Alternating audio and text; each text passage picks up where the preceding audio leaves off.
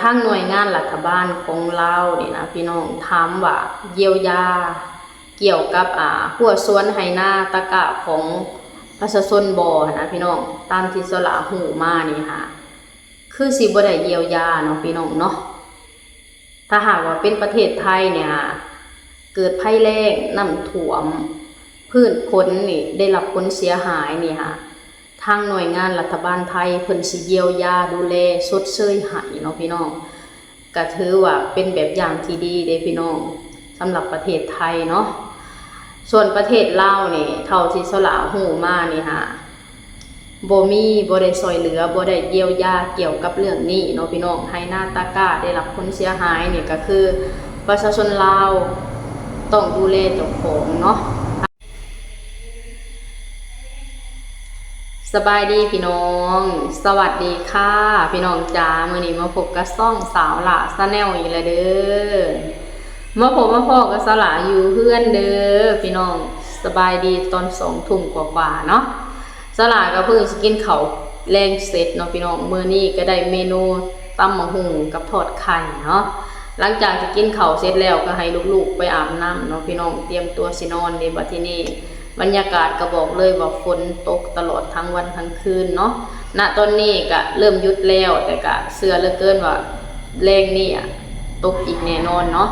อยู่บ้านสลานี่บอกเลยว่าฝนตกมา3 มื้อ 3 คืนแล้วนะพี่น้องถ้าหากว่าตกคืนนี้ก็เป็นคืนที่4เนาะพี่น้องสถานการณ์น้ำท่วมอยู่บ้านสลาก็บอกเลยว่าปีนี้หนักหนาสาหัสเนาะพี่น้องเนาะประเทศลาวนี่ฮะปีนี้นี่สภาพน้ำท่วมนี่ฮะได้รับผลกระทบนี่แบบตั้งแต่เนื้อตลอดไตเลยก็ว่าได้เนาะพี่น้อง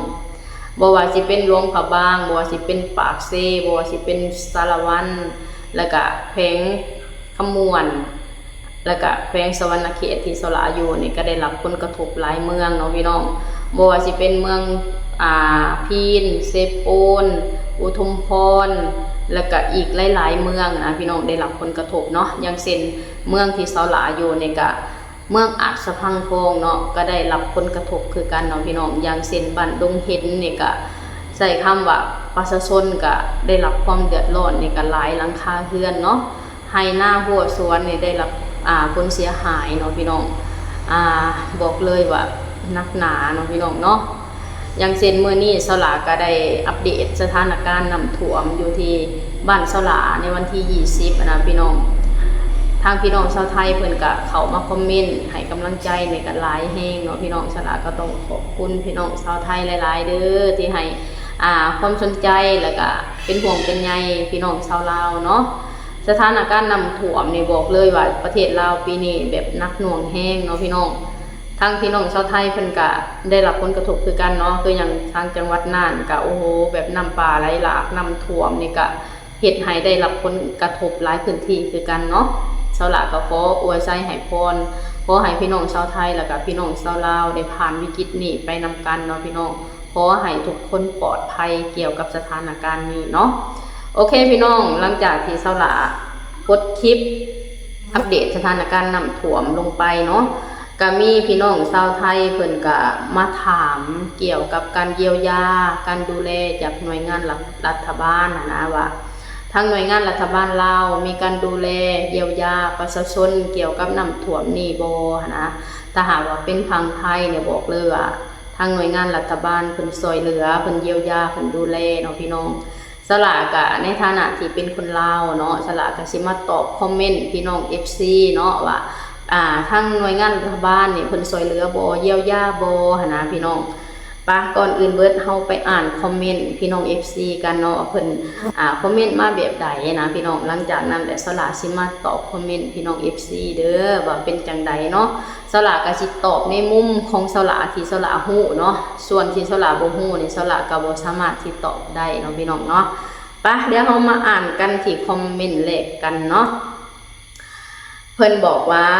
ถ้าเป็นประเทศไทยรัฐบาลจะจ่ายค่าชดเชยความเสียหายทุกครัวเรือนเป็นว่ามาต่อกันที่คอมเมนต์ที่2เนาะไทยมีมูลนิธิเรามีสายบุญเป็นว่ามาต่อกันที่คอมเมนต์ที่3ไม่มีหน่วยงานรัฐบาลเข้ามาช่วยเหลือประชาชนเลยหรือเป็นว่า มาต่อกันที่คอมเมนต์ที่ 4พี่ในนามของคน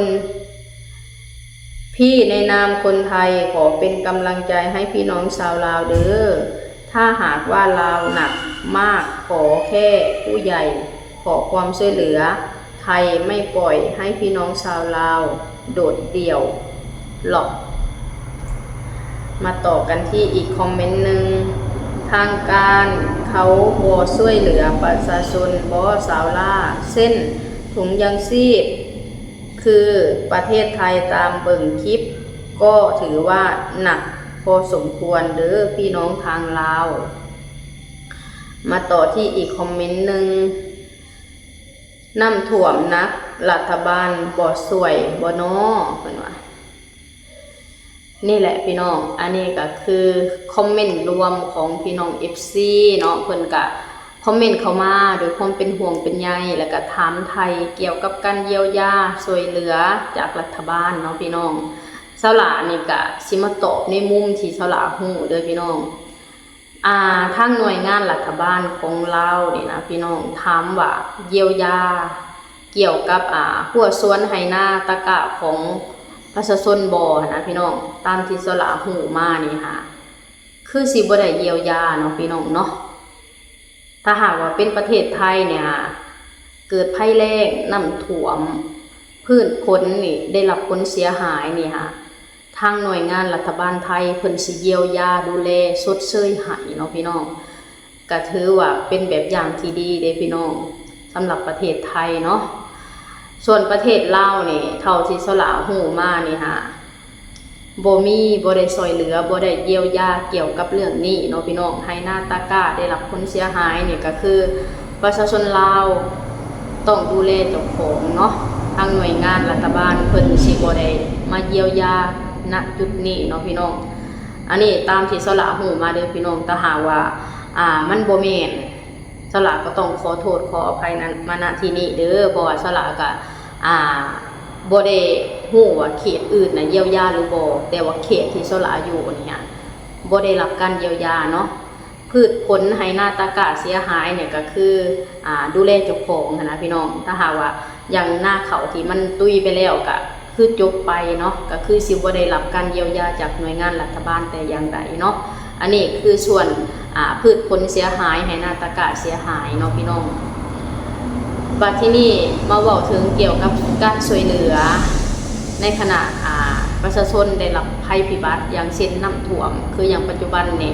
หลายเมืองหลายแขวงก็ได้รับผลกระทบเนาะเพื่อนซ่านบ้านทรงนี่ได้รับผลเสียหายนะพี่น้องน้ำท่วมมั่งเพื่อนกับแบบมิดหลังคาเลยนะพี่น้องบ่สามารถอยู่ได้กับพากันอพยพออกไปเนาะพี่น้อง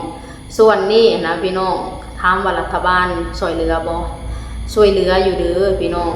แต่ว่าบ่ทั่วถึงเนาะใช้คำว่าช่วยเหลือบ่ทั่วถึงหั่นนะอย่างประชาชนนี่ก็ต้องดูแลตัวเองอพยพเจ้าของออกจากจุดที่เสี่ยงเนาะพี่น้องแล้วก็มีหน่วยงานมาช่วยเหลืออยู่แต่ก็บ่ถึงขั้นว่าทั่วถึงเนาะบ่คือพี่น้องฝั่งไทยเด้คืออย่างพี่น้องฝั่งไทยนี่เพิ่นสิมีมูลนิธินะพี่น้องเพิ่นสิมีแบบว่าหน่วยอาสาหน่วยกู้ภัยนะเขาเจ้าสิแบบระดมกันแบบมาช่วยเหลือนะพี่น้องช่วยเหลือพี่น้องประชาชนอพยพออกไปบ่อนที่สูงนะพี่น้องส่วนประเทศลาวเนี่ยความพอกนะก็บ่ได้มีขนาดนั้นเนาะคืออย่างมูลนิธิต่างๆนี่ก็มีอยู่แต่บ่หลายเนาะพี่น้องเนาะใส่คำว่าบ่สามารถช่วยเหลือประชาชนที่ได้รับผลกระทบได้ทันท่วงทีแล้วก็ช่วยเหลือได้ทุกคนเนาะคืออย่างพี่น้องชาวไทยเนี่ยบอกเลยว่า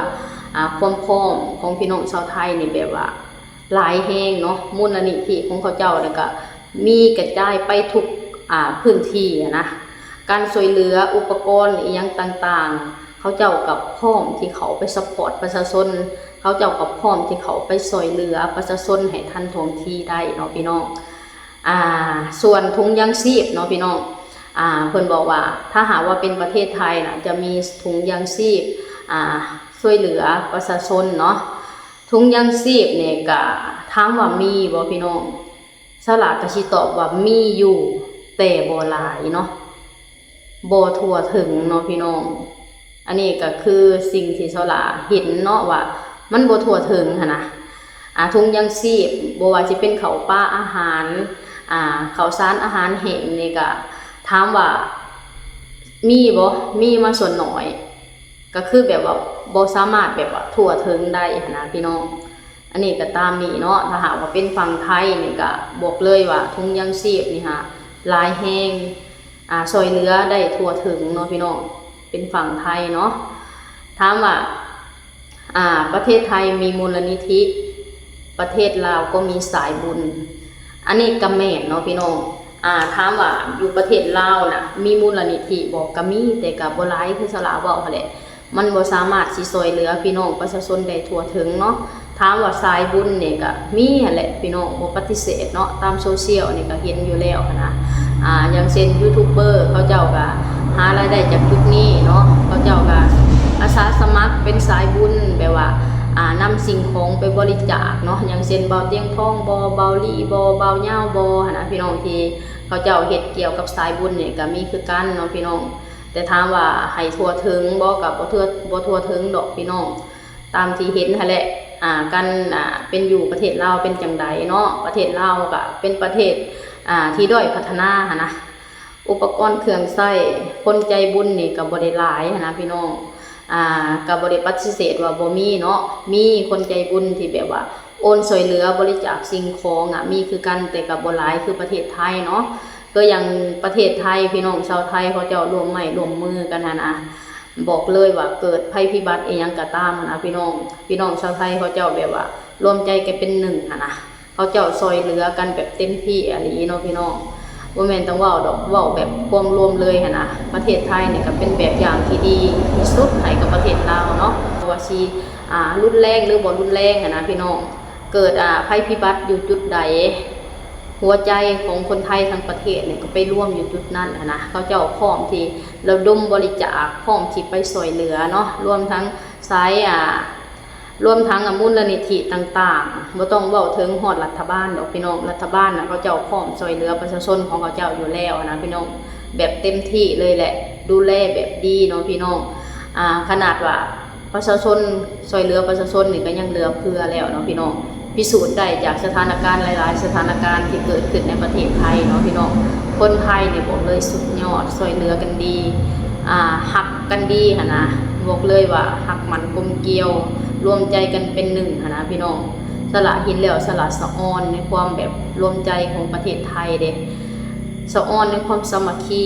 บอกเลยประเทศไทยบ่เคยหันไปพึ่งไผเกิดภัยพิบัติอีหยังก็ตามอยู่ในประเทศไทยคนไทยเขาเจ้าแบบดูแลกันได้นะพี่น้องช่วยเหลือกันดีขนาดเนาะเป็นแบบอย่างที่ดีเลยเนาะนี่แหละพี่น้องอันนี้ก็สลากเขามาตอบคอมเมนต์ให้พี่น้อง FC ฝั่งไทยว่าเกิดสถานการณ์แบบนี้นะทางหน่วยงานรัฐบาลเป็นซอยบอหรือว่ามีถุงยางชีพบอหรือว่าซอยเยียวยาสถานการณ์ที่เกิดขึ้นแบบใดก็สิประมาณนี้เลยเนาะพี่น้องเนาะตามที่สละหูมากก็สิประมาณนี้เนาะถ้าหากว่าสละเว้าบ่ถูกหรือว่าเว้าผิดสละก็ต้องขอโทษขออภัยมาณที่นี้เด้อตามที่สละหูมากก็สิประมาณนี้เนาะพี่น้องเนาะเกี่ยวกับสถานการณ์ที่เกิดขึ้นณปัจจุบันนี้ก็บอกเลยว่านักหนาสาหัสเนาะสำหรับประเทศลาวนี่บอกเลยว่านักหน่วงกว่าแต่ละปีเนาะทางพี่น้องชาวไทยเพิ่นก็นักคือกันเนาะพี่น้องอย่างเช่นจังหวัดน่านก็โอ้โหแบบเห็นแล้วก็สงสารเนาะใส่คำว่าสงสารทุกคนที่เจออุทกภัยครั้งนี้นะขอให้ทุกคนปลอดภัยขอให้ทุกคนผ่านพ้นวิกฤตนี้ไปไวๆเนาะพี่น้องไทยลาวเฮาก็ขอให้ทุกคนปลอดภัยเด้อเกี่ยวกับสถานการณ์ที่เกิดขึ้นเนาะพี่น้องเนาะเฮาก็ต้องถ่าเบิ่งต่อไปว่ามวลน้ำมันสิหยุดหรือยังมันสิเป็นจังใดนะมันสิเริ่มลดลงหรือว่าสิเพิ่มขึ้นเนาะพี่น้องเนาะโอเคพี่น้องสำหรับคลิปนี้สลาก็สิขอจบคลิปสำนี้ก่อนเด้อขอให้พี่น้องทุกคนกดไลค์กดแชร์กดติดตามสลาในเด้อสบายดีสวัสดีค่ะ